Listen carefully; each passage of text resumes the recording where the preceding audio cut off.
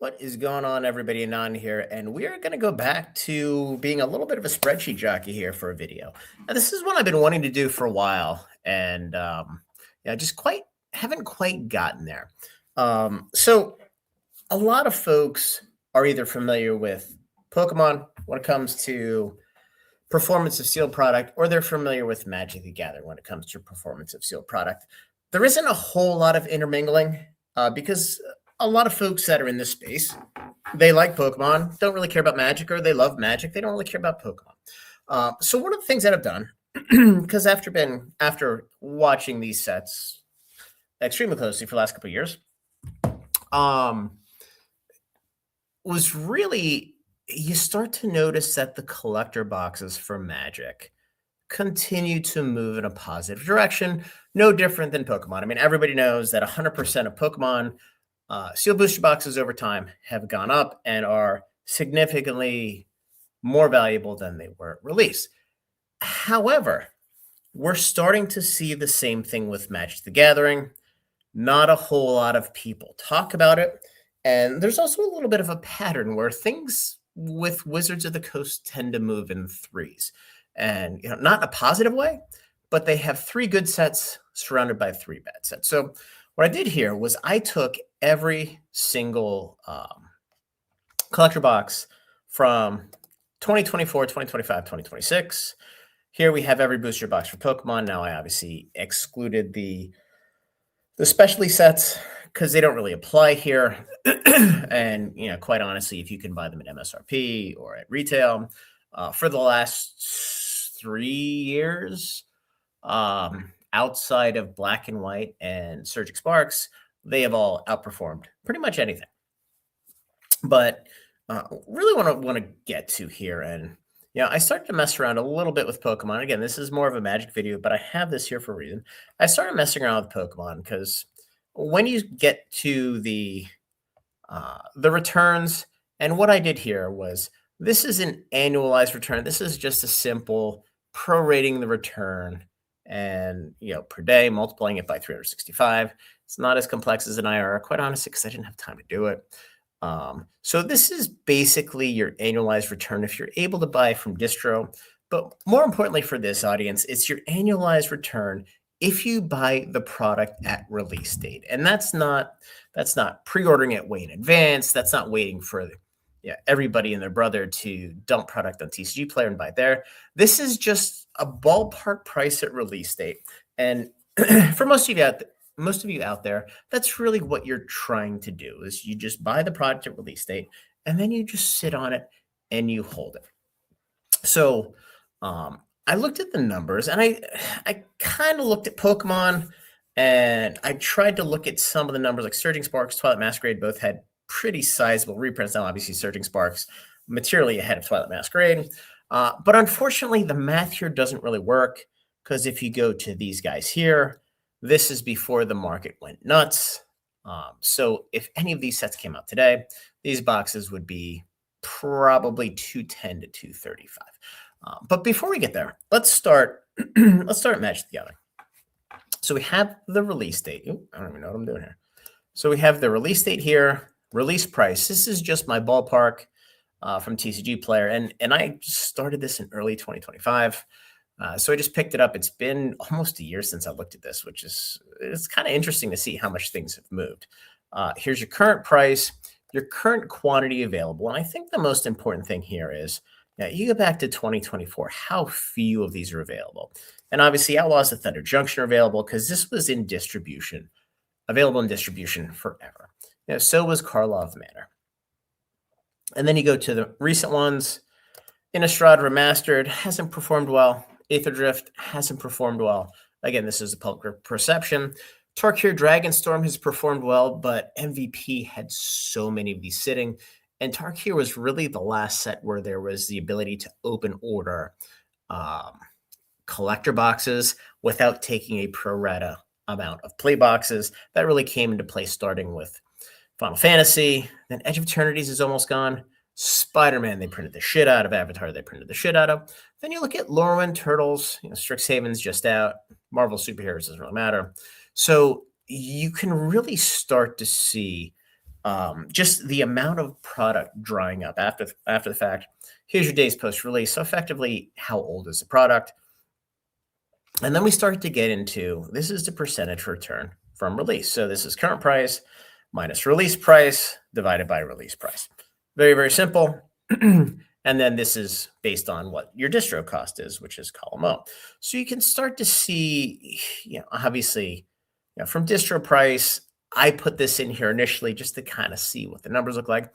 But if we look at from release here, you have Karlov up 81%, which this thing was dead forever. Fallout, obviously, absolute home run. OTJ, dead money forever. MH3, 67%, but the cost of these at release was exceedingly high. Assassin's Creed 54, then you go to Bloomburrow, Duskmourn, Foundations. None of these three were well received, and the prices were so cheap at release that 133%. I mean, Foundations alone at release was 308, and that was like an absolute home run. Everybody was shocked at where that was. It's $720 now. Innistrad Remastered. This is fascinating because it released at 340, and then it just was dead money for almost a year. And keep in mind, this set is only just over a year old. Now it's back at $400, which is crazy for a complete garbage product. Aether Drift, the only reason why this is showing negative is going into release. These boxes were $275 for a couple days. In fact, the day of release, it was $278. Tarkir is up 12.5%. Final Fantasy Edge of Eternities are up strong. And then you see Spider-Man down, Avatar down. Now, Lorwyn's down. Lorwyn's down just based on the timing of where it is in release and where we are today. The $379 price point, I expect to be back to $450, $500 probably in the next month or two. Turtles, same thing. Once Devastation with their their new, more anonymous handle on TCG Player dumps product, this will move up. And then Strixhaven, obviously, this came out at the most inflated price that we've seen for a standard set ever, quite honestly. So here's your distro cost. You can see some of it's creeped over time. But what I want to really get into, and when we talk about where Magic is going, there's a lot of folks that are deeply ingrained in the sales side of this, the store side of this, where you start to see that Wizards of the Coast has 3 good sets at a time, and then they have 3 bad sets at a time, and everything seems to go in threes. So we have Karlov, was kind of crappy, but again, that first lot of the year is cursed. Fallout was an extremely tight printed Universes Beyond set, so this was a little bit of an outlier. It wasn't a normal standard set. We had collector boxes and we had commander decks, but then we have the first block. So this is OTJ, MH3, Assassin's Creed. These were printed exceedingly heavy. Now the return's been good, but most of the return on this has been in the last 6 months. Then they adjust everything and you go to Bloomburrow. Bloomburrow, Duskmourn, Foundations were printed super, super tight compared to the market. And all 3 of these have performed extremely well. Duskmourn being the weakest of the 3. But again, Duskmourn's almost $600. And quite honestly, I like that set a little bit better than Bloomburrow and Foundations. So we get through Foundations, and then all of a sudden these guys are like, we made a ton of money. Let's try to print money again. So Innistrad Remastered was really, really a weak set. They overprinted the shit out of it. Same with Aether Drift. Same with Tarkir. And as we can see, the returns on these haven't been great. So there's 3 sets. The pendulum swings the other way. So we have Final Fantasy, which we know they underprinted everything across the board because, quite honestly, I think they were caught by surprise at the amount of demand of the product. And they just weren't ready for it. Then Edge of Eternities came out and the thing zoomed. People, they underprinted this one. They weren't ready for it. Now, the unfortunate thing, and this is where things shift just a little bit. Spider-Man, I think what happened here was Final Fantasy went off and they extended the print run for Spider-Man collector boxes way, way too much. And then they did the exact same thing for Avatar because they thought that the demand for Avatar and Spider-Man was going to be the same as Final Fantasy because they live in a fantasy world. It was not. So these 2 have gotten absolutely smashed. because they overprinted them. And then Lorwyn, again, this is an annualized number based on the current negative. I wouldn't pay any attention to this, but now you have 3 poor performing sets in a row. Now you get to Turtles is performing well because they held back the print run. Now, a little birdie tells me that they have thousands upon thousands of collector boxes sitting in a warehouse in Texas of a lot of these sets. We'll see what happens when they get released. My guess is they're just going to go direct to Amazon. But now we have Strixhaven. Strixhaven is going to be a banger. So we should have 3 sets in a row that are home runs. So it should be Strixhaven, should be Marvel, and then it should be The Hobbit. And The Hobbit scares me the most because these guys can half-ass it. They know people will buy it because they're going to think about Lord of the Rings. And it could be a shit show. Now, my favorite play for The Hobbit right now is Lord of the Rings Commander decks, Commander displays, because it does look like there may not be Commander decks for the Hobbit. And quite honestly, that they're drying up like crazy. So long story short, if you were to buy every single one of these at release, $6,143. Now, if you buy it ahead of time and you pre-order from one of the big shops, which I would highly recommend right now, I know a lot of folks say don't do that, but if you're looking at this overall strategy, it makes all the sense in the world because you're going to get the best entry point. And sometimes you can lose, but more often than not, just given the direction that we're going, you're going to win. Current price right now is $9,800. So from release, 60%, from distro 162. Again, that matters to me. That matters to folks who have distro access. Now, again, I'm not realizing 162.3% because my business is to buy product from distribution and to distribute and sell product to end customers. So, effectively, I have anywhere between, call it 3 and 100 collector boxes left over, depending on what things look like. And it's been more and more thin recently. But looking at an annualized return, if you're a consumer and you buy at release, you're at 48% from an annualized perspective. And that's taking these 3 losers into consideration. If I take these out of here, hold on. Yeah, I got to delete these. So if I take these out of here, that's over there. So if I take these 3 losers out, God damn it.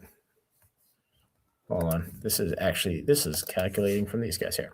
So I have to take these out right here. It's always good when you know your own formulas, right? So if I delete these, now we're at 70% return. And that's not to say that these 3 sets don't exist, because if you're buying everything, you're buying everything.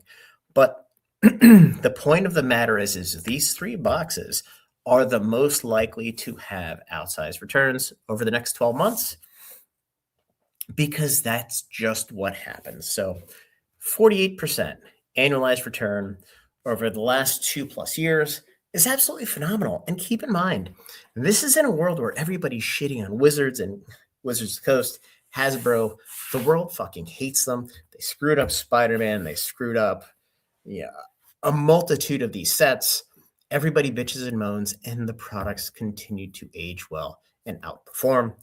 You have to pay no mind to the noise, because Magic collector boxes, if you're talking about asset allocation, and this is what most people with a reasonable amount of wealth playing in this space should be thinking about, you have to have exposure to Magic the Gathering. For one, you're diversifying away from Pokemon, and Pokemon is absolutely on fire, red hot. Magic is doing well, but the difference between the two is at any point in time, and we've seen in the past, Hasbro, oh my God, Pokemon can reprint any one of these products and they can smash the market. And it hasn't happened for so long. The challenging part about Pokemon is we don't know when it's going to happen, right? As a matter of practice, we don't know when it's going to happen. It is an unknown when it comes to risk assessment.